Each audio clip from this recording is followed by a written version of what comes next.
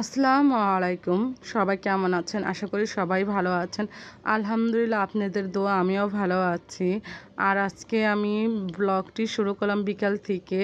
আর এই যে এখানে বাচ্চারা খেলতেছিল, সাথে আমার ছেলেও খেলতেছিল।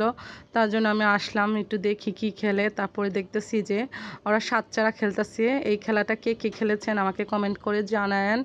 আর ওদের এই খেলাটা দেখে আমারও খুব মন চাচ্ছিল খেলতে, কিন্তু এখন আর খেলার বয়স নাই যে খেলবো। এখন তো নিজের সন্তানরাই খেলবে। আর এটা হলো সাত চারা, ও যে সাতটা চারা থাকে আর বল দিয়ে মারে।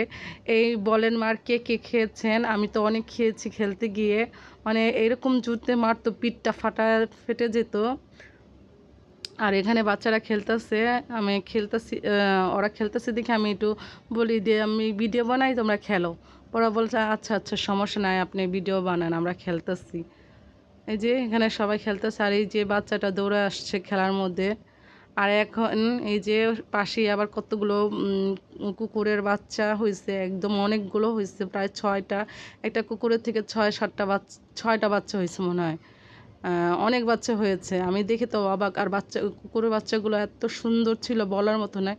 আর এই বাচ্চাটা কুকুরগুলো মারতেছিল, আমি বলে এই মেরো না। ও বলতেছে না, ও কুকুরের বাচ্চাগুলো সব এক জায়গায় করতেছি এই জন্য। আর এই যে এটা হলো কুকুরের মা, বাচ্চাগুলোর মা। আর এই যে কুকুর বাচ্চাগুলো খুব সুন্দর। আমি একটু বললাম যে আমার ছেলের সাথে ও খেলে, ওকে বললাম একটু ধরো তো দেখি একটু। কুকুরের বাচ্চাগুলো অনেক সুন্দর লাগছে আমার কাছে।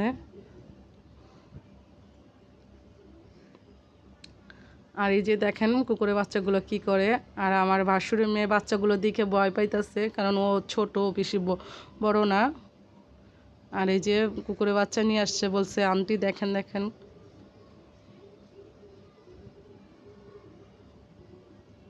আর এই যে কুকুরের বাচ্চাগুলো খুব ভালো লাগতেছে, সুন্দর লাগতেছে।